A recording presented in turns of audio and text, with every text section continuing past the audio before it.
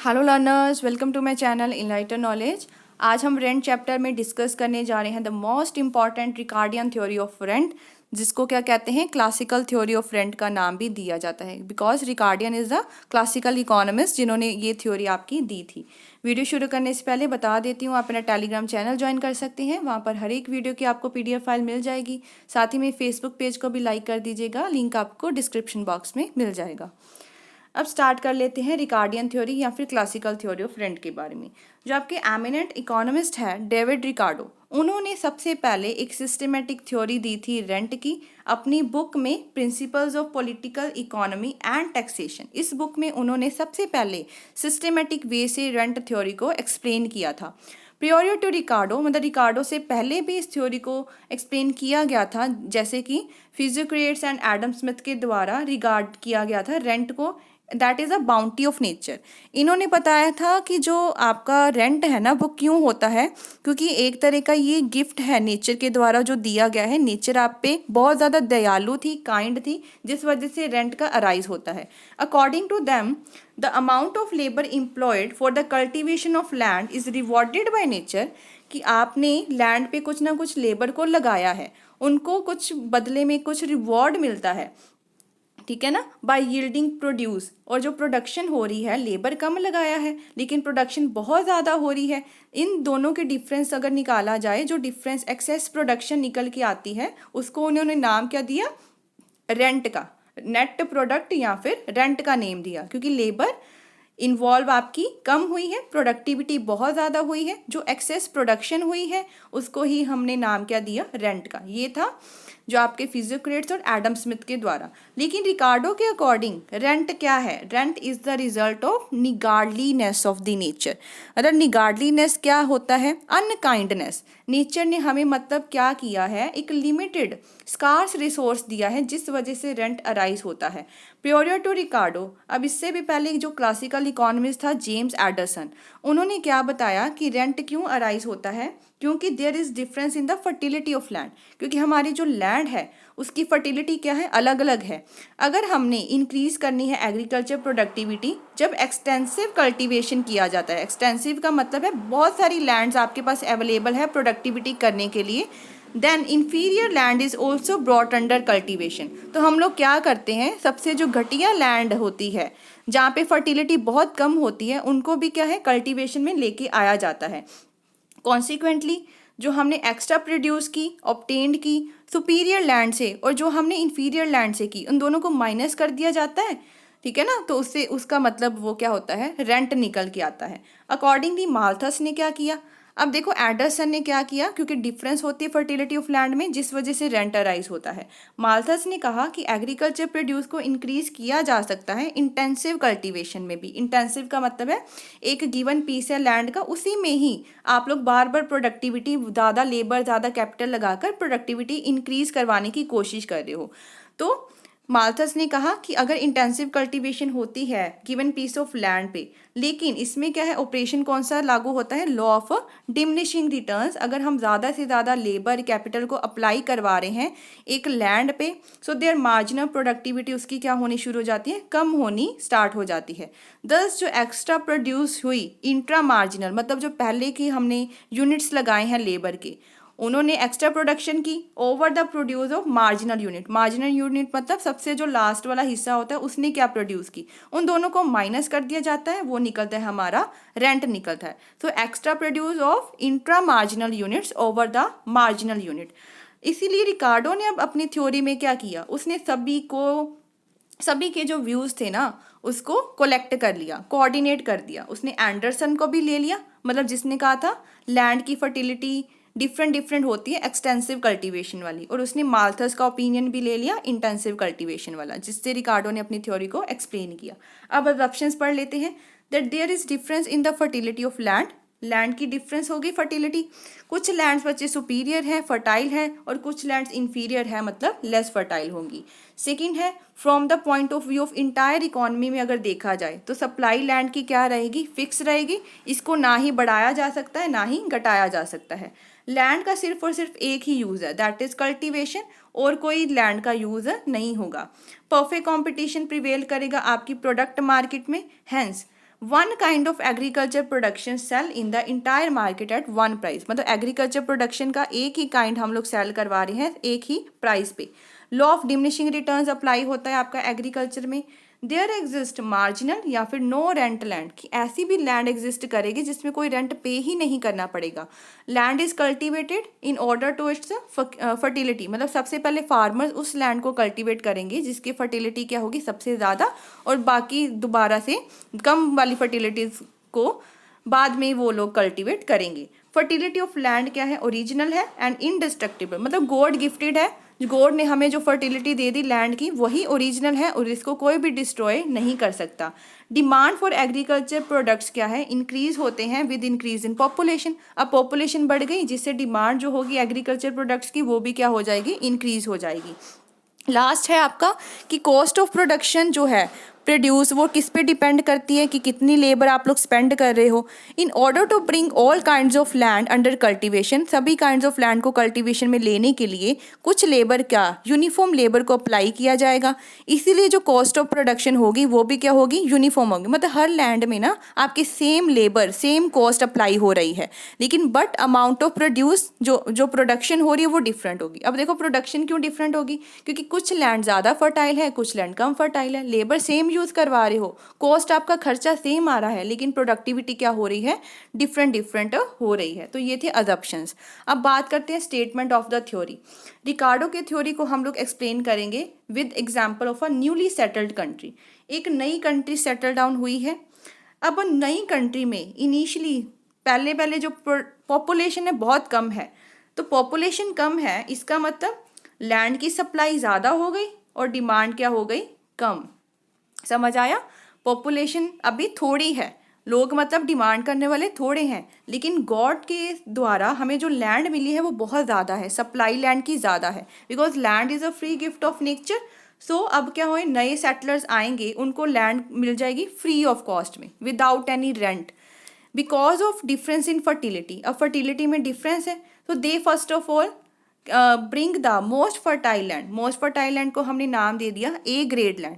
सबसे पहले वो कल्टीवेट किसको करेंगे, ए ग्रेड लैंड को करेंगे। सप्लाई है जो ए ग्रेड लैंड की वो ज़्यादा है डिमांड से, तो इसका मतलब कोई रेंट हमें अभी पे नहीं करना पड़ेगा, भले ही वो क्या है सबसे ज़्यादा फर्टाइल लैंड है। Hence difference in fertility is not the only cause of emergence of rent. अब हमें पता क्या लगा कि अगर फर्टिलिटी का डिफरेंस है यही रेंट को अराइज नहीं करता, अब आगे भी और कारण है रेंट को अराइज करने के। अब देखो जैसे ही पॉपुलेशन उस कंट्री की बढ़ गई, ग्रेजुअली जो डिमांड थी लैंड की वो भी बढ़ गई, ऑब्वियसली पीपल फिर से आ गए, उन्होंने क्या किया कि हम लोग ए ग्रेड लैंड को ही कल्टीवेट करेंगे। अब देखो क्या हुआ, डिमांड क्या हो गई, ज़्यादा हो गई सप्लाई से, क्योंकि पॉपुलेशन बढ़ गई, वो दोबारा से सारे ए ग्रेड लैंड को कल्टीवेट करने पे आ गए, तो डिमांड जो ए ग्रेड लैंड की वो ज़्यादा हो गई सप्लाई से। इसीलिए लोगों को कंपेल किया गया कि आपने अगर अपनी डिमांड को फुलफिल करना है तो आपको जो लेस फर्टाइल लैंड है, जैसे हमने कहा है बी ग्रेड लैंड, उसको भी कल्टीवेट करना पड़ेगा अपनी डिमांड को मीट करने के लिए, क्योंकि ए ग्रेड लैंड की सप्लाई तो लिमिटेड है ना, उसको तो हम बढ़ा नहीं सकते, तो लोगों को कंपेल करना पड़ा ताकि वो बी ग्रेड लैंड को अब कल्टीवेट करें। अब सपोज करो दैट 1 हेक्टेयर ऑफ जो ए ग्रेड लैंड है वो 10 क्विंटल्स ऑफ वीट को प्रोड्यूस करवा रही है, क्योंकि बहुत फर्टाइल है, वो 1 हेक्टेयर में 10 क्विंटल्स ऑफ वीट की प्रोडक्शन हो रही है with the help of 5 labourers. और वैसे ही जो बी ग्रेड लैंड है उसका साइज भी सेम है, उस पर लेबरर्स भी सेम लगे हैं, लेकिन वो लैंड कितना प्रोडक्शन करवा रही है, 5 यूटिंटल्स ऑफ वीट का। इसका मतलब डिफरेंस देखो कितना आया, जो ए ग्रेड लैंड है वो 10 प्रोड्यूस करवा रही है, बी ग्रेड लैंड 5 को प्रोड्यूस करवा रही है। दस A grade land will produce 5 quintals wheat more. इसका मतलब ए ग्रेड लैंड आपकी 5 क्विंटल्स जो वीट है वो ज़्यादा प्रोड्यूस करवा रही है then the B grade land. अब इसमें डिफरेंस देखो कितना आया, डिफरेंशियल सरप्लस कितना आ गया, 10 में से 5 माइनस किया, आपका आ गया 5 क्विंटल्स ऑफ वीट, जो कि आपका निकलेगा रेंट। लेकिन रेंट किसका, ए ग्रेड लैंड का, क्योंकि लोग अब ज़्यादा प्रेफरेंस दे रहे हैं ए ग्रेड लैंड को कल्टीवेट करने पे। अगर अब किसी ने ए ग्रेड लैंड को कल्टीवेट करना है तो उसको रेंट देना पड़ेगा, जो कि 5 क्विंटल्स ऑफ वीट के इक्वल माना जाएगा। ये रेंट अराइज हुआ ही क्यों, क्योंकि there is scarcity of land. अब आ गया ना आपका, क्योंकि लैंड हमारी लिमिटेड है, स्कार्स है, पीपल को फोर्स होना पड़ा अपनी कल्टीवेशन को बढ़ाने के लिए ताकि वो इन्फीरियर लैंड्स को भी कल्टीवेट करें। सपोज करो कि सारी लैंड इक्वली फर्टाइल है। अब फर्टिलिटी को भूल ही जाओ, हमने मान के चला कि कोई डिफरेंस ही नहीं है फर्टिलिटी में। येट अगर फिर से पॉपुलेशन बढ़ती है तो डिमांड फॉर लैंड फिर से बढ़ जाएगी, लेकिन सप्लाई लैंड की क्या है, कांस्टेंट है। सप्लाई लैंड की लेस है डिमांड से। Those who are keen to get land will be willing to pay high price for it. अब जिनको वो ज़मीन चाहिए उनको फिर से कुछ ना कुछ प्राइस पे करना ही पड़ेगा, जिसका मतलब that higher price will be called rent, और उसी को हम लोग रेंट का नाम दे देंगे। दस even if all land is homogeneous, अगर लैंड भी एक जैसी है, फर्टिलिटी में भी कोई डिफरेंस नहीं है, तब भी रेंट अराइज होगा। और इसका कारण क्या है, स्कार्सिटी ऑफ द लैंड, क्योंकि हमारी जो लैंड है वो लिमिटेड है, जिस वजह से रेंट आपका अराइज होता है। शॉर्ट में कहा जाए तो रेंट अराइज क्यों हुआ, स्कार्सिटी ऑफ लैंड की वजह से। Difference in fertility is the measure of size of rent. Difference in fertility आपकी देखी जाती है, जस्ट वो मेजर करती है कि रेंट कितना कितना लगेगा, किस ज़मीन पे रेंट आपको ज़्यादा लगेगा, किस पे कम लगेगा। तो हमने देखा कि रेंट अराइज क्यों हुआ है, क्योंकि पॉपुलेशन बढ़ गई, जो आपकी ज़मीन है वो लिमिटेड है। अगर आपने अच्छी वाली ज़मीन को भी, फर्टाइल लैंड को भी कल्टीवेट करना, आपको उसके बदले में कुछ रेंट पे करना पड़ेगा। और अगर पॉपुलेशन बढ़ जाती है, सप्लाई आपकी कम हो जाती है डिमांड से, तभी भी आपको रेंट पे करना ही पड़ेगा। अब देखते हैं डिटर्मिनेशन ऑफ रेंट। रिकार्डो के अकॉर्डिंग रेंट हम लोग डिटर्मिन करते हैं दो सिचुएशंस में। पहला है एक्सटेंसिव कल्टीवेशन और सेकंड है इंटेंसिव कल्टीवेशन। अब पढ़ते हैं rent in extensive cultivation. Extensive का मतलब क्या होता है, it refers to the cultivation, ऐसी कल्टीवेशन जहाँ पे ज़्यादा लैंड ली जाती है प्रोडक्शन को बढ़ाने के लिए। मतलब हमारे पास डिफरेंट लैंड्स के जो टुकड़े हैं वो अवेलेबल हैं। सपोज करो दैट इंटायर लैंड आपकी कंट्री की, उसको हमने 4 भागों में डिवाइड कर दिया according to its fertility. A grade land, B, C and D grade land. ठीक है, ए आपकी सबसे फर्टाइल है, बी उससे थोड़ी कम, सी उससे थोड़ी कम, और डी तो आपकी इन्फीरियर लैंड ही मानी जाएगी। इनिशियली जब पॉपुलेशन इतनी ज़्यादा नहीं है, लोग क्या करेंगे, ए ग्रेड लैंड को कल्टीवेट करेंगे, सबसे बेस्ट लैंड है। सपोज करो that bye employing 1 unit of labour and capital, cost लग रही है 100 रुपीज़ की उस लैंड पे, हमने कितनी प्रोडक्शन की उस पर, 10 क्विंटल्स ऑफ वीट की। अभी तो कोई रेंट राइज नहीं होगा क्योंकि पॉपुलेशन क्या है, कम है। आपकी ए ग्रेड लैंड की सप्लाई क्या है, बहुत ज़्यादा है, अबंडेंस हो रही है। लेकिन जैसे ही पॉपुलेशन बच्चे बढ़नी स्टार्ट हुई, entire A grade land has already been brought under cultivation, हमने सारी ए ग्रेड लैंड को कल्टीवेट कर दिया। Then people will be force to bring, अब लोगों को बी ग्रेड लैंड की कल्टीवेशन करनी पड़ेगी। कॉस्ट सेम लगी है, लेबर कैपिटल दोनों सेम लगे हैं, लेकिन उसने कितनी प्रोडक्शन की वीट की, that is 8 quintals of wheat को प्रोड्यूस किया इम्प्लॉय करके homogeneous units of labour and capital. अब ए ग्रेड लैंड की प्रोडक्टिविटी क्या है, ज़्यादा है बी ग्रेड लैंड से। कितनी ज़्यादा है, देखो 10 में से 8 को माइनस करवा दो, कितना आ जाएगा, 2 आ जाएगा। तो 2 क्विंटल्स ऑफ वीट वो आपकी ज़्यादा प्रोड्यूस करवा रही है। So excess of production of A grade land over B grade land, that is called rent of A grade land. अब अगर किसी ने कल्टीवेट करनी है ए ग्रेड लैंड के, उसको रेंट देना पड़ेगा किसके इक्वल, 2 क्विंटल्स ऑफ वीट के इक्वल। इस सिचुएशन में बी ग्रेड लैंड पे कोई रेंट नहीं लगेगा, लेकिन ए ग्रेड लैंड पे कितना रेंट अराइज हुआ, 2 क्विंटल्स ऑफ वीट का। If anybody wants A grade land, he have to pay rent, जो कि इक्वल होगा किसके, वैल्यू ऑफ दी 2 क्विंटल्स। मतलब 10 में से 8 को माइनस करवा के जो निकला उसके इक्वल जो वैल्यू होगी उसको उतना पे करना पड़ेगा, because it yields 2 quintals more than that of a B. इतना समझ आया। अब देखो क्या हुआ, पॉपुलेशन फिर से बढ़नी स्टार्ट हो गई, फर्दर इंक्रीज होगी। लोगों को अब बी ग्रेड लैंड भी नहीं मिली, उन्होंने किस लैंड को कल्टीवेट करना शुरू कर दिया, सी ग्रेड लैंड को। लेबर सेम लगी, कॉस्ट खर्चा सेम आया, लेकिन सी ग्रेड लैंड कितनी प्रोडक्टिविटी करवा रही है, 6 क्विंटल्स ऑफ वीट की। इसका मतलब अगर हम लोग अब देखें ए ग्रेड लैंड पे कितना रेंट पे करोगे, ए ग्रेड कितनी प्रोडक्शन करवा रही थी, 10, ठीक है। सी ग्रेड कितनी करवा रही है, 6 की। कितना आया आपके पास, 4 आ गया। तो दैट मीन्स जो 4 आपका क्विंटल्स आया है उसके इक्विवेलेंट आपको रेंट पे करना पड़ेगा अगर आपने अब ए ग्रेड लैंड को कल्टीवेट करना है। ये तो निकल गया, ए ग्रेड लैंड का रेंट निकल गया। अगर बच्चे बी ग्रेड लैंड को कल्टीवेट करना है, कैसे निकालोगे, बी ग्रेड लैंड प्रोडक्टिविटी कितना दे रहा था, 8 की दे रहा था ना, और सी ग्रेड लैंड कितनी की दे रहा था, 6 की दे रहा है। कितना आंसर आया, 2 आ गया। मतलब अगर हम अपने बी ग्रेड लैंड को कल्टीवेट करना है तो हमने 2 क्विंटल्स ऑफ वीट के इक्वल रेंट पे करना पड़ेगा। तो ये देख लेते हैं, rent of A grade land will increase to 4 quintals of wheat and now even B grade land पे भी रेंट मिलना शुरू हो जाएगा। वो कितना आ जाएगा, 2 क्विंटल्स ऑफ वीट, क्योंकि अब हमने कंपेयर किससे किया, सी ग्रेड लैंड से। अब सी ग्रेड लैंड पे तो कोई रेंट नहीं लगेगा क्योंकि ये लास्ट वाली लैंड है। अगर फिर से प्रोडक्शन और ज़्यादा बढ़ गई, लोगों ने उससे भी ज़्यादा कम मतलब घटिया जो लैंड, इन्फीरियर लैंड है, उसको कल्टीवेट करना शुरू किया, उस इन्फीरियर लैंड से प्रोडक्टिविटी कितनी हो रही है, 4 क्विंटल्स ऑफ वीट की, उतना ही लेबर कैपिटल, उतना ही खर्चा लगा के। अब ए ग्रेड लैंड को कितना देखो मिलेगा, अब रेंट चेंज हो जाएगा क्योंकि अब हमने कंपेयर किससे करना है, 4 क्विंटल से। वो 10 की प्रोडक्टिविटी करवा रहा था, 4 क्विंटल्स, ये कितना निकल के आ गया, 6। अब देखो बी ग्रेड लैंड पे कितना लगेगा, बी ग्रेड प्रोडक्शन करवा रहा था 8 की, उसमें से माइनस करवा दो 4, ये निकल गया 4। सी ग्रेड लैंड पे कितना निकलेगा, 6 में से 4 को माइनस करवा दिया, 2 आ जाएगा। और डी ग्रेड लैंड कितना प्रोडक्शन करवा रहा है, 2 की, मतलब 4 की, 4 में से 4 माइनस करवाएंगे, क्या आ जाएगा, 0, मतलब नो रेंट। इसका मतलब डी ग्रेड पे कोई रेंट नहीं लगा और आपका बाकी सारी लैंड्स पे जो रेंट है वो इंक्रीज हो गया। तो हम डी ग्रेड लैंड को कहेंगे, it can be called marginal land या फिर नो रेंट लैंड। तो ऐसे हमने रेंट को निकाला है अकॉर्डिंग टू इट्स फर्टिलिटी।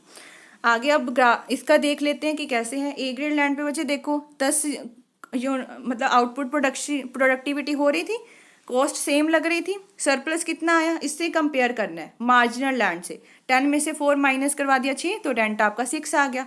ये 8 की प्रोडक्टिविटी करवा रहा था, ये 4 की करवा रहा है, 8 में से 4 गए 4, 6 में से 4 गए 2 और 4 में से 4 गए 0। तो इसका मतलब आपका ऐसे ऐसे रेंट निकलेगा A B C D grades का।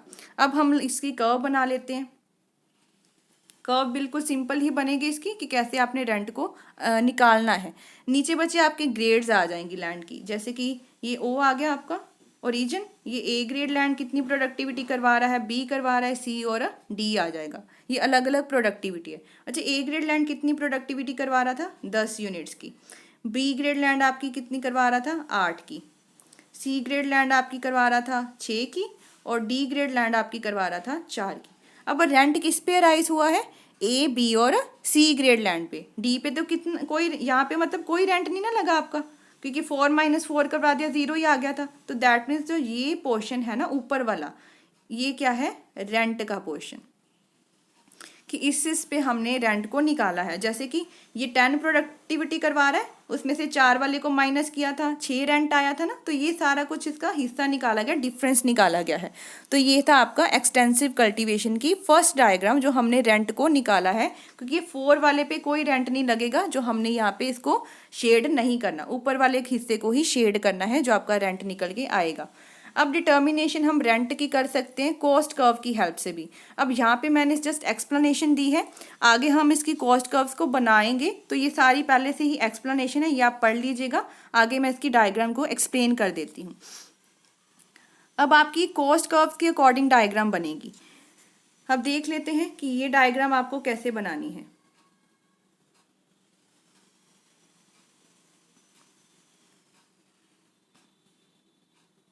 ये आगे 4 डायग्राम्स बनेंगी आपकी, एक ही लाइन में बनानी है ताकि क्लियर हो जाए कि रेंट कैसे अराइज हो रहा है। अब यहाँ हम देख लेते हैं कि जो आपका बच्चे रेंट इसमें अराइज होगा, जो फर्स्ट आपकी फिगर शो की गई है वो ए ग्रेड लैंड के बारे में होगी जो मोस्ट फर्टाइल लैंड है, B grade D grade land जो सबसे कम फर्टाइल है, और एक मार्केट में जो प्राइस आपका कितना डिटरमिन हुआ है उसको डिस्कस किया जाएगा। अब फर्स्ट वाली हम लोग पहले तो प्राइस को ही डिटरमिन कर लेते हैं, जो लास्ट वाली कर्व में होगा, जो मार्केट का प्राइस निकल के आएगा। तो ये आपका प्राइस कैसे निकालते हो आप लोग, डिमांड से और सप्लाई से। ये डिमांड कर्व बन गई आपकी डी, और ये आपकी क्या बन गई, सप्लाई कर्व एस। तो प्राइस हमने कितना डिटरमिन कर लिया यहाँ पे, पी प्राइस, मतलब इतना प्राइस ही चलेगा सब में। यहाँ पे बच्चे आउटपुट आ जाएगी,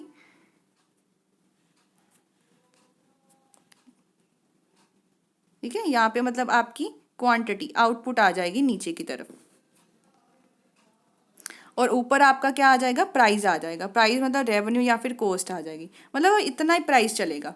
ये प्राइस बच्चे यहाँ पे आप ले ही लो कि इतना प्राइस चलेगा, ये बिल्कुल सेम ऐसे ही डिटरमिन होगा। ये आ गया। उसके बाद हम बात कर लेते हैं पहली कर्व की।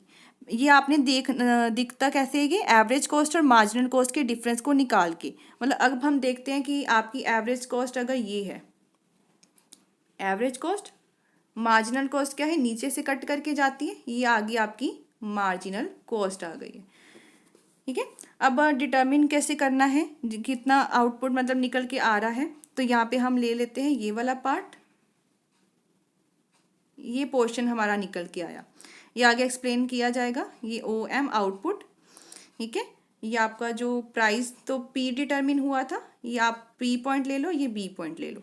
अब देखो ये थी A ग्रेड लैंड की बात हुई है, ये A ग्रेड लैंड है। अब B ग्रेड लैंड पे क्या है, थोड़ा कम रेंट लगा था ना उससे, तो दैट मीन्स आपकी एवरेज कॉस्ट वाली कर्व थोड़ी सी ऐसे छोटी बना देना, ये आपकी मार्जिनल कॉस्ट वाली कर्व आ जाएगी।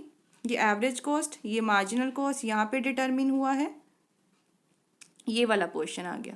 मतलब ये तो प्राइस P ही रहेगा, इसको T ले लो, यहाँ पे भी मैं कुछ सिंबल्स दे देती हूँ A और C, और यहाँ पे आपका आ जाएगा R और S। ये पॉइंट्स हमने डिटर्मिन कर ली। अब डी ग्रेड लैंड पे तो कोई रेंट नहीं लग रहा था, तो मतलब ये इसमें सारा कुछ सेम चल रहा था, ये आपकी लाइन बिल्कुल लाइन के बराबर ही आ जाएगा। ठीक है, ये आपकी आई मार्जिनल कॉस्ट। अब देखते हैं कि निकालना कैसे है। अच्छा, जो आपकी जो लास्ट वाली फिगर पहले बना लेनी है, जिससे हमने प्राइस को डिटर्मिन कर लिया। अब फर्स्ट फिगर में देखो, OP आपका प्राइस निकल के आया है, रेंट कितना आएगा, जो हमारा शेडेड पोर्शन है PBCA। क्यों, क्योंकि यहाँ देखो एवरेज कॉस्ट कितनी लग रही है, एवरेज कॉस्ट आपकी निकल के आई OB। ठीक है, OB आपकी क्या है, एवरेज कॉस्ट, मतलब इसको मैं CM लिख सकती हूँ, ये वाला पोर्शन लिख सकती हूँ ना, ये मेरी एवरेज कॉस्ट है नीचे वाली। ठीक है, ये वाला पोर्शन एवरेज कॉस्ट है, और हमारा जो आपका प्राइस है वो कितना है, OP है, मतलब प्राइस आपका OP है। OP का मतलब OP को मैं कैसे लिख सकती हूँ, AM। ठीक है ना, ये पूरा मेरा प्राइस है AM, इसका मतलब हमने CM में से AM को माइनस करवा दिया, क्या निकल के आ गया, AC निकल के आ गया, मतलब इतना हमारा क्या निकला है, रेंट निकल के आ गया। ठीक है, टोटल रेंट हमारा फिर क्या निकला, PBAC। वैसे ही B ग्रेड लैंड का भी देख लोगे, D ग्रेड लैंड में तो कोई भी रेंट नहीं निकलेगा, क्योंकि वहाँ पे आपका जो हमारा एवरेज कॉस्ट है वो आपके प्राइस के बिल्कुल इक्वल है, मतलब एवरेज रेवेन्यू के बिल्कुल इक्वल आ रहा है, इस वजह से यहाँ पे कोई कॉस्ट आपको चार्ज नहीं होगा, कोई रेंट चार्ज नहीं होगा। तो ये आपकी कॉस्ट कर्व से देखी हुई है। ये देखो अब रेंट यहाँ पे कितना निकला, यहाँ पे निकला PTRS। ठीक है, और यहाँ पे रेंट बिल्कुल कुछ नहीं निकला, नो रेंट है, और यहाँ पे तो जस्ट हमने प्राइस को, मार्केट के प्राइस को क्या किया, डिटरमिन किया। ये B ग्रेड लैंड है, ये बच्चे D ग्रेड लैंड है, और ये आपका मार्केट का प्राइस है। ये था एक्सटेंसिव कल्टीवेशन में रेंट कैसे निकाला जाता है। अब लास्ट बात कर लेते हैं कि रेंट को इंटेंसिव कल्टीवेशन, इंटेंसिव क्या होता है, अब ज़मीन का एक ही हिस्सा है, वहाँ पे बार बार लेबर कैपिटल को एम्प्लॉय करवा करवा के आप लोग प्रोडक्टिविटी को इंक्रीज करवाने की कोशिश कर रहे हो। इंटेंसिव कल्टीवेशन क्या होता है, ऐसी कल्टीवेशन जहाँ पे अगर आपने प्रोडक्टिविटी को इंक्रीज करना है तो ज़्यादा से ज़्यादा लेबर की यूनिट्स, कैपिटल के यूनिट्स को एम्प्लॉय करवा के एक गिवन पीस ऑफ लैंड पे आप प्रोडक्टिविटी को इंक्रीज करवा सकते हो।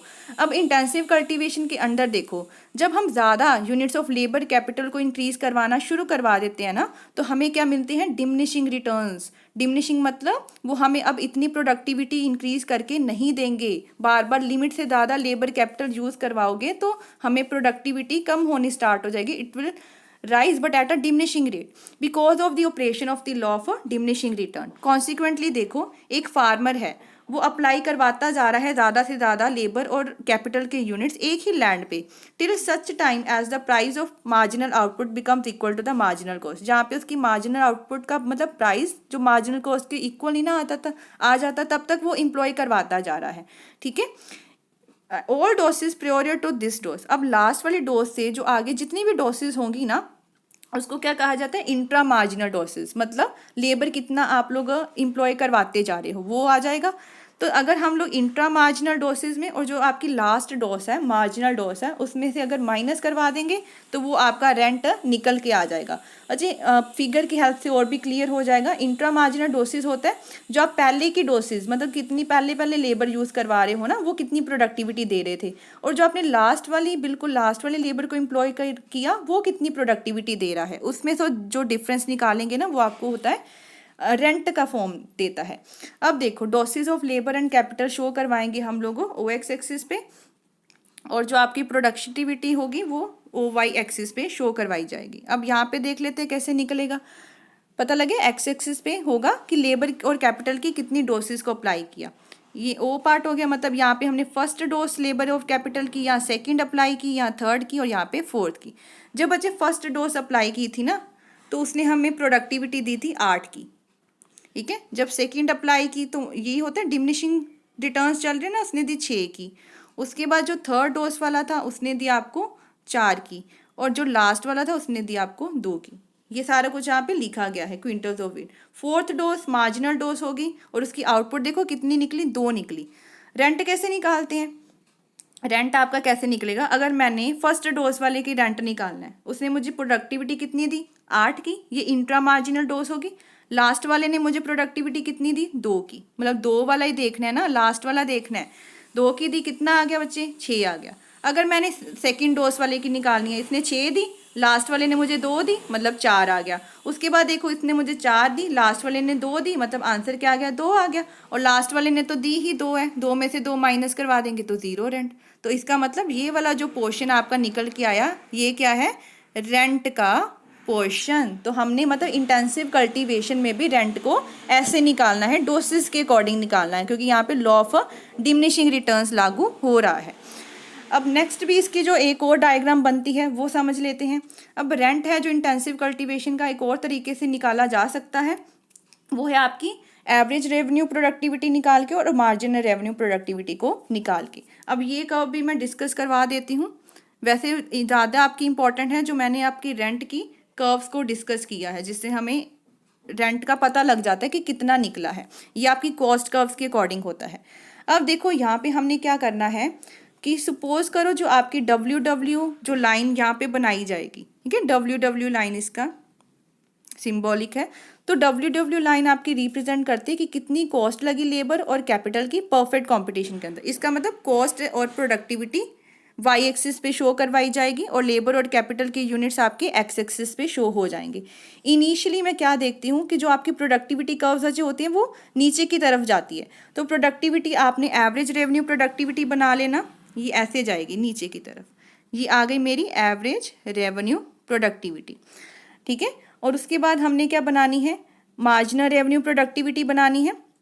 तो मार्जिनल रेवेन्यू प्रोडक्टिविटी कैसे बनती है, इसको लोअर पोर्शन से ऐसे दोबारा से फिर से कट करके जाती है, ये बन गई मेरी मार्जिनल रेवेन्यू प्रोडक्टिविटी, ठीक है। ये P1 दे दो। अब देखो यहाँ पे जो कोई रेंट अराइज नहीं होगा क्योंकि ये उसको डब्ल्यू पे ही कट करवा रहा है।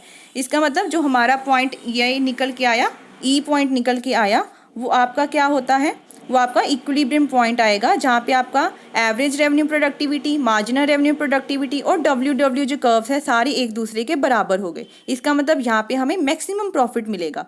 इस सिचुएशन में हम लोग कितनी इम्प्लॉय करवा रहे हैं लेबर को, ये हमारी लेबर निकल गई, OM लेबर को इम्प्लॉय करवाया जा रहा है, लेबर और कैपिटल को, इसलिए यहाँ पे कोई रेंट अप्लाई नहीं होगा क्योंकि सारा कुछ ही इक्वल है। और देखो अचानक से प्राइस बढ़ गए, प्राइस बढ़ने से क्या हुआ, जो मार्जिनल रेवेन्यू प्रोडक्टिविटी है वो अपवर्ड शिफ्टिंग हो जाएगी। एवरेज रेवेन्यू उतना ही रहेगा, जो मार्जिनल रेवेन्यू प्रोडक्टिविटी है ना वो बच्चे यहाँ पे शिफ्ट हो जाएगी, ठीक है। यहाँ पे शिफ्ट होके वो क्या है ऐसे कट करके जाएगी नीचे की तरफ। ये आ गई आपकी मार्जिनल रेवेन्यू प्रोडक्टिविटी, इसको दे दो नंबर 2 क्योंकि प्राइस बढ़ने से मार्जिनल रेवेन्यू प्रोडक्टिविटी में इंक्रीज आ गया। अब देखो इक्विलिब्रियम पॉइंट क्या निकल के आया, E1। यहाँ पे कितने लेबर के यूनिट्स एम्प्लॉय करवाई जा रही है, ON की, ON यूनिट्स ऑफ लेबर आपकी इम्प्लॉय करवाई जा रही है। अब ये देखो क्या सिग्निफाई करता है कि टोटल आउटपुट जो आपने ON यूनिट्स की है वो कितनी निकल के आ रही है। टोटल आउटपुट ये आ गया OR, ये हिस्सा आपने देखना है OR, ठीक है।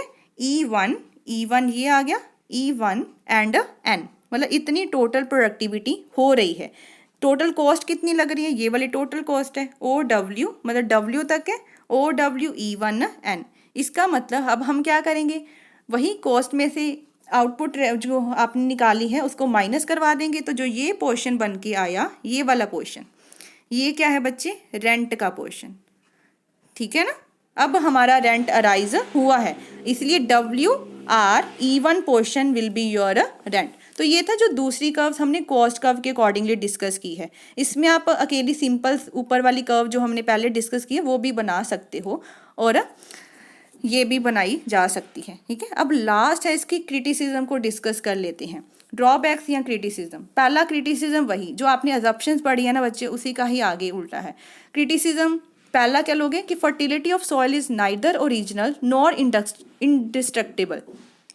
जो रिकार्डो था वो क्या कहता था, जो फर्टिलिटी है सॉइल की वो ओरिजिनल है और इसको कोई डिस्ट्रॉय नहीं कर सकता। लेकिन यहाँ पे हमने डिस्कस किया है कि नाइदर, ना ही ये ओरिजिनल होती है और इसको कोई ना कोई डिस्ट्रॉय भी कर सकता है। रिकार्डो के अकॉर्डिंग रेंट इसीलिए पे किया जाता है लैंडलॉर्ड को, क्योंकि यूज़ कर हम लोग उसकी ओरिजिनल इंडिस्ट्रक्टिबल पावर्स सॉइल की यूज़ करवा रहे हैं। लेकिन क्रिटिक्स के अकॉर्डिंग कोई ओरिजिनल और इंडिस्ट्रक्टिबल पावर्स नहीं होती है लैंड की। लैंड को if land is not treated with fertiliser manures, अगर बच्चे लैंड में फर्टिलाइज़र मैन्योर्स नहीं डालोगे उसकी फर्टिलिटी क्या हो जाएगी, लॉस हो जाएगी। इसका मतलब गॉड ने तो हमें पूरी फर्टाइल लैंड नहीं दी, उसका मतलब एक इंसान है जो मैन्योर्स फर्टिलाइज़र डाल के फर्टिलिटी को दोबारा लेके आ रहा है। Likewise if so called inferior land है, उसको अच्छे से केयर की जाए, उसमें good manures, irrigation facilities, pesticide लगाई जाए, उसकी प्रोडक्टिविटी बढ़ाई जा सकती है। As such land has neither any indestructible nor any original power. ठीक है ना, इसका मतलब जो रिकार्डो का ये अजम्पशन था कि ओरिजिनल है इंडिस्ट्रक्टिबल है, ये गलत है।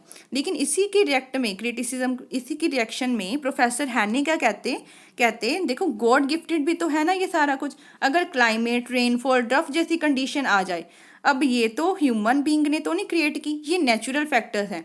सो are such natural factors as can neither be created, इसको हम लोग क्रिएट भी नहीं कर सकते और इसको मैन ना डिस्ट्रॉय भी नहीं कर सकता। तो यहाँ पे निकल के क्या आया, इसका मतलब ये है कि जो लैंड आपकी पूरी ओरिजिनल या पूरी इंडिस्ट्रक्टिबल नहीं है, कुछ हद तक ये गॉड के अकॉर्डिंग भी काम करती है, कुछ हद तक ये मैंस के अकॉर्डिंग भी काम करती है। तो ये था आपका पहला क्रिटिसिज्म। सेकंड बात करते हैं हिस्टोरिकली रॉन्ग। रिकार्डो का दर्शन था that people first of all हमेशा मोस्ट फर्टाइल लैंड को ही कल्टीवेट करेंगे, लेकिन हिस्टोरिकल फैक्ट्स इसको सपोर्ट नहीं करते। अमेरिकन इकोनॉमिस्ट कैरे ने क्या कहा कि ये ट्रू नहीं है, क्योंकि यहाँ पे जो सेटलर्स आए थे अमेरिका में, उसने सबसे पहले ज़रूरी नहीं कि बेस्ट लैंड को ही कल्टीवेट किया, रैदर उन्होंने उस लैंड को कल्टीवेट किया जो उनको सबसे पहले मिल गई, मतलब आसानी से असेसिबल होगी, भले वो फर्टाइल थी या नहीं फर्टाइल थी। इसीलिए लोग हमेशा फर्टाइल लैंड को कल्टीवेट करेंगे, ऐसा सही नहीं है। तो best land was in the interior region, जो बेस्ट लैंड थी वो थिक फॉरेस्ट के अंदर थी, इंटीरियर रीजन में थी, जिस वजह से लोगों ने उसको कल्टीवेट ही नहीं किया। ठीक है ना। तो नेक्स्ट है मार्जिनल या फिर नो रेंट लैंड। रिकार्डो के अकॉर्डिंग यहाँ पे कोई ऐसी लैंड ज़रूर होती है जिस पे कोई रेंट आपको पे नहीं करना पड़ता, लेकिन क्रिटिक्स क्या कहते हैं कि नेसेसरी नहीं है। कुछ ऐसी भी लैंड्स होती हैं, मतलब सारी की सारी लैंड ज़रूरी नहीं कि नो रेंट लैंड कोई ना कोई हो। डेंसली पॉपुलेटेड कंट्री में भी इंफीरियर जो मोस्ट लैंड्स होते हैं उस पर भी रेंट पे करना पड़ता है। बहुत इंफीरियर लैंड पे भी आपको रेंट पे करना पड़ता है। तो कोई ऐसी लैंड नहीं जिस पे नो रेंट लगे आपका। Rent is not due to fertility but due to scarcity. Ricardo का असर्शन था कि जो रेंट अराइज हुआ है वो डिफरेंस फर्टिलिटी की वजह से हुआ है, वो गलत है। माल्थस के अकॉर्डिंग रेंट अराइज क्यों हुआ है, स्कार्सिटी की वजह से। अगर सारी लैंड क्या है फर्टाइल है, बट अगर उसकी डिमांड ज़्यादा हो गई सप्लाई से, तो हमें वहाँ पे रेंट भरना ही पड़ेगा। मतलब उसका कहने का मतलब है जो माल्थस के अकॉर्डिंग स्कार्सिटी की वजह से रेंट राइज हुआ है, ना कि फर्टिलिटी की वजह से। Rent does enter into price. Ricardo के अकॉर्डिंग रेंट को प्राइस में इंक्लूड नहीं किया जाता। इट मीन्स राइज और फॉल इन रेंट को कोई असर नहीं पड़ेगा प्राइस के फॉल या फिर राइज पे, लेकिन रैदर इट इज़ राइज और fall in price that causes rise और फॉल इन रेंट। लेकिन रियलिटी में देखा जाए अगर प्राइजेस बढ़ते हैं कम होते हैं उनका क्या है रेंट पे असर पड़ता है। तो क्रिटिक्स ने होल्ड किया दैट अंडर सर्टेन सर्कमस्टांसेस, कुछ सर्कमस्टांसेस के अंदर आपका रेंट है जो प्राइस में एंटर करता है। नेक्स्ट है rent is not paid only for land. Land के बदले में ही रेंट नहीं पे किया जाता, बहुत सारे फैक्टर्स के बदले में रेंट पे किया जाता है। रिकार्डियन थ्योरी के अकॉर्डिंग रेंट आपका क्यों पे करते हो, क्योंकि हमने जस्ट लैंड का यूज़ किया इसी वजह से। Modern economist like Mrs John Robinson ने कहा कि rent can also be paid for other scarce factor, जैसे कि लैंड के अलावा भी बाकी जो लिमिटेड फैक्टर्स हैं उस पर भी इस वजह से भी रेंट अराइज होता है। When never for a brief period supply of any factor, जैसे कि लेबर, कैपिटल, इसकी भी शॉर्टेज आ जाए, डिमांड मतलब इसकी भी क्या हो जाए ज़्यादा हो जाए इसकी सप्लाई से, तब भी इन पे भी रेंट अराइज होता ही होता है। नेक्स्ट देखते हैं, does not throw proper light on determination, मतलब अच्छे से डिटर्मिन नहीं किया इसने रेंट को। According to professor Briggs and Jordan, Ricardian theory refers to a general truth that a good quality product will always fetch a fancy price. कि Ricardian की theory सही है कि अच्छी जो क्वालिटी का प्रोडक्ट है हमेशा वो कुछ ना कुछ प्राइस ज़्यादा लेता ही है। सिमिलरली मोर फर्टाइल लैंड ज़्यादा रेंट को कमांड करती है लेस फर्टाइल लैंड से। लेकिन ये फेल हो गया कि why does rent arise at all, कि रेंट अराइज ही क्यों होता है, डिटर्मिन ही कैसे होता है, तो इसने ये एक्सप्लेनेशन नहीं दी। डिफिकल्टी होती है measuring the productivity of land only due to its original fertility. Critics ने क्या कहा कि वो उनका व्यू था कि fertility of land influenced both by original power and capital, कि ओरिजिनली भी उसकी पावर है, कैपिटल की इन्वेस्टमेंट भी हमने लैंड पे लगा रखी है, इसलिए इम्पॉसिबल हो जाता है कि कैसे हम प्रोडक्टिविटी ऑफ लैंड को डिटर्मिन करें, क्योंकि लैंड की प्रोडक्टिविटी को डिटर्मिन करना बहुत मुश्किल है। Without this information determination of rent आपका पॉसिबल ही नहीं है। सो लेकिन हमारा क्या हो गया, इम्पॉसिबल है नो कर पाना कि कितनी प्रोडक्टिविटी लैंड की हो रही है उसकी ओरिजिनल पावर की वजह से। ये तो हम निकाल ही नहीं सकते ना, कैपिटल इन्वेस्टेड से तो निकाल सकते हैं, लेकिन ओरिजिनल पावर क्या है लैंड की वो हम लोग निकाल ही नहीं सकते। Every land had some fertility. Ricardian की theory is logically examined, it would mean that कि marginal land on which no rent arise should have no original fertility. वो कहते हैं जो मार्जिनल लैंड है जहाँ पे कोई रेंट नहीं है, रिकार्डो के अकॉर्डिंग उसकी फिर ओरिजिनल फर्टिलिटी कोई है ही नहीं। बट क्रिटिक्स क्या कहते हैं, it is wrong to assert that कि मार्जिनल और नो रेंट लैंड में ओरिजिनल फर्टिलिटी नहीं होती। रियलिटी क्या है कि जो हर हिस्सा है लैंड का उसमें कुछ ना कुछ प्रोडक्टिविटी, कुछ ना कुछ प्रोडक्टिव पावर ज़रूर होती है, ये नहीं कि उसमें फर्टिलिटी होगी ही नहीं। नेक्स्ट है unrealistic assumption of perfect competition. Ricardian theory आपकी किस पे बेस है, परफेक्ट कंपटीशन पे। इस अजप्शन के अकॉर्डिंग एक ही प्राइस होगा, एग्रीकल्चर प्रोडक्ट होगा, वीट सारे के सारे उगा रहे हैं इंटायर मार्केट में, और किसके इक्वल है वो सारा कुछ कॉस्ट ऑफ प्रोडक्शन के। लेकिन रियल लाइफ में क्या है, इम्परफेक्ट कंपटीशन प्रिवेल करता है।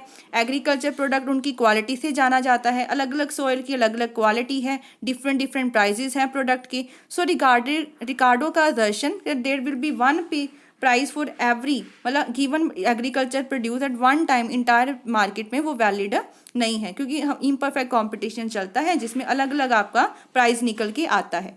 नेक्स्ट है criticism of labour theory of value. Ricardian ने प्रोपाउंड की labour theory of value. According to इस थ्योरी के अकॉर्डिंग क्या होता है कि वैल्यू जो आपकी एग्रीकल्चर प्रोड्यूस की है वो किस पे बेस होती है, कितनी अमाउंट ऑफ लेबर आप यूज़ करवा रहे हो प्रोडक्टिविटी करने के लिए। लेकिन मॉडर्न इकोनॉमिस्ट ने क्रिटिसाइज कर दी लेबर थ्योरी ऑफ वैल्यू को। इनके अकॉर्डिंगली जो प्राइस है एग्रीकल्चर प्रोड्यूस का वो डिपेंड करता है किस पे, कॉस्ट ऑफ प्रोडक्शन पे एंड डिमांड पे, ना कि लेबर कितनी इंप्लॉय की गई है। इनकम्प्लीट थ्योरी है रेंट की। Ricardian theory of rent simply हमें क्या बताता है, how the share of rent is determined out of the national income from the point of view whole economy. मतलब पूरी इकोनॉमी की यहाँ पे बात की गई है, रेंट कैसे निकाला जाता है नेशनल इनकम से। लेकिन इसने एक इंडस्ट्री, एक फर्म, एक इंडिविजुअल लेवल पे रेंट निकालने की बात नहीं की। नेक्स्ट है alternative uses of the land. Ricardo की थ्योरी क्या कहती थी, लैंड का सिर्फ एक ही यूज़ है, लेकिन लैंड का एक यूज़ थोड़ी है, उसके अल्टरनेटिव यूजेस हैं। तो ये तो ऑप्शन उसकी बिल्कुल ही क्या हो गई, गलत होगी। अब लास्ट देते हैं हमने क्या कंक्लूड किया। रिकार्डियन थ्योरी ऑफ रेंट एक सिग्निफिकेंट थ्योरी है, क्योंकि फर्स्ट ऑफ ऑल इसी ने ही अटैम्प्ट किया एक साइंटिफिक मैनर में रेंट को कैसे निकाला जाता है। ऑल दो इसमें बहुत सारी डिफेक्ट्स भी हैं, इसका थ्योरेटिकल इंपॉर्टेंस भी है, प्रैक्टिकल भी है। थ्योरेटिकल पॉइंट ऑफ व्यू से देखा जाए तो रिकार्डियन की थ्योरी हमें क्या बताती है कि सप्लाई ऑफ फैक्टर लिमिटेड है, अगर डिमांड बढ़ जाती है तो हमें कुछ सरप्लस मिलता है जिसको हम रेंट कहते हैं। Modern theory of rent also based on this concept, मतलब मॉडर्न वालों ने भी कुछ इसके कंसेप्ट निकाले हैं, अच्छे माने हैं। प्रैक्टिकल पॉइंट ऑफ व्यू से देखा जाए तो सोशलिस्ट ने इंस्पायर्ड की थी हुए थे रिकार्डियन थ्योरी से, क्योंकि ये प्रोग्रेसिव पॉलिसीज़ बनाने में बहुत हेल्पफुल है। Abolition of ज़मींदारी system, nationalisation of land, ये सारे कुछ तरीके भी रिकार्डियन थ्योरी को देखते हुए हम लोग निकाल सकते हैं। According to Sidney and Webb, Ricardian theory एक कॉर्नर स्टोन है सबको कलेक्टिविज्म करने का। हेनरी जॉर्ज ने अपना सिंगल टैक्स सिस्टम भी रिकार्डियन थ्योरी ऑफ रेंट पे ही बेस किया था। तो ये थी बच्चे आपकी रिकार्डियन थ्योरी ऑफ रेंट। ध्यान से इसको समझिएगा, अच्छे से कॉपी पे डायग्राम बनाने की ज़रूर कोशिश कीजिएगा, और कैसे रेंट को डिटर्मिन किया है वो सारा कुछ ध्यान से समझिएगा। आई होप आपको अच्छे से क्लियर होगी। अगर वीडियो हेल्पफुल लगी हो चैनल को ज़रूर सब्सक्राइब कीजिए, like share and comment and press the bell icon, ताकि हर वीडियो की नोटिफिकेशन आपको टाइम टू टाइम मिलती रहे। Thank you.